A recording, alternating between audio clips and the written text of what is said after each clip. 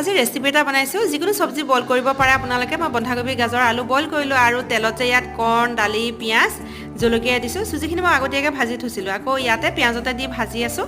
ঘিউ অকণমান দিছোঁ আৰু বইল কৰা চব্জিখিনি ইয়াতে দি পেলাই খুব ভালদৰে ভাজিব লাগিব আৰু যেতিয়া ভালদৰে ভাজা হৈ গৈছে নহয় ইয়াতে বিলাহী এটাও মই দি দিছোঁ আৰু পানী ইফালে উতলাই আছিলোঁ উতলা পানী দিব লাগে ইয়াত ঠাণ্ডা পানী দিলে বেয়া হয় খাবলৈ উতলা পানী দি পেলাই জোখমতে পানীটো দিলোঁ আৰু লৰাই এয়া দেখিছেনে ড্ৰাই হৈ গ'ল কি বনাইছে আপোনালোকে চাগে নিশ্চয় ধৰিব পাৰিছে আমি মানে এইটো চুজি পোলাও বুলিয়ে কওঁ ইমান ভাল পাওঁ নহয় খাই আমি